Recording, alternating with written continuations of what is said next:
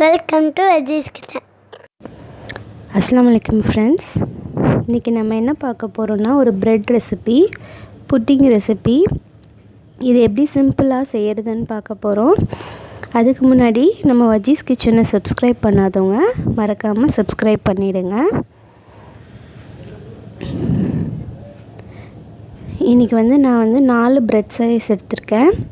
அதை இந்த ஜாரில் மிக்சர் ஜாரில் பிச்சு போட்டுடலாம். 300 350 ml பால் எடுத்திருக்கேன். அதையும் மிக்சர் ஜாரில் போட்டு நல்லா ஒரு ஃபைன் பேஸ்ட்டாக அரைச்சிடலாம். இந்த மாதிரி அரைச்சிக்கோங்க. இதில் நான் கொஞ்சமாக கடல் பாசி அப்புறம் சுகர் ஆட் பண்ணுறேன். இதை ஒரு பேனில் ஊற்றி நல்லா நம்ம காய்ச்சிடலாம். நமக்கு ஒரு திக் கண்டென்ட் கிடைக்கும்.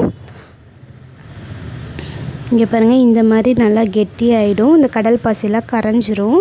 அப்போ கடல் பாசி எதுக்காகனா நம்ம இந்த புட்டிங் இது வர்றதுக்காக போடுறோம். இப்போ இதை 3ஆக டிவைட் பண்ணிக்கலாம். நான் இன்றைக்கி கலர் கொடுத்து செய்கிறனால 3ஆக டிவைட் பண்ணிக்கிறேன். ஒன்றுத்தில் கொக்கோ பவுட்ரு போடுறேன்.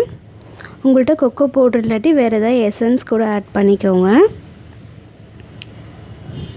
அப்புறம் இன்றைக்கி நான் ஸ்ட்ராபெரி எசன்ஸ் ஒன்றுத்தில் ஆட் பண்ணிக்கிறேன். இதையும் நல்லா கலந்து விட்டுடலாம். இப்போ இந்த மாதிரி ஒரு பவுலோ இல்லை பேனோ எடுத்து ஒன்று ப்ளெயினாக ஊற்றிடுறேன். இன்னொன்று ஸ்ட்ராபெரி எசன்ஸ் போட்டது ஊற்றிடுறேன். அது மேலேயே அப்புறம் கொக்கோ பவுட்ரு போட்ட புட்டிங்கையும் ஊற்றிடலாம். இப்போ இதை லைட்டாக அப்படியே அட்ஜஸ்ட் பண்ணி விட்டுருங்க. இப்போ எக்ஸ்ட்ரஸாக இருக்கிற அந்த இதெல்லாம் சும்மா லைட்டாக இது மாதிரி பண்ணி விட்டுடுங்க. இப்போ இதை நல்லா தட்டிட்டு நம்ம ரெஃப்ரிஜரேட் பண்ணிட்டோம். ரெஃப்ரிஜரேட் பண்ணுறதுக்கு ஒரு 1/2 hour to 1 hour ஆகும். இப்போ இது நமக்கு கரெக்டாக செட் ஆகிடுச்சு. இதை ஒரு பிளேட்டில் மாற்றிடுறேன். இங்கே பாருங்கள், மாற்றினோன்னே இப்போ நமக்கு ஒரு கேக் ஸ்லைசஸ் மாதிரி உங்களுக்கு என்ன ஷேப் வேணுமோ அந்த மாதிரி கட் பண்ணிக்கோங்க.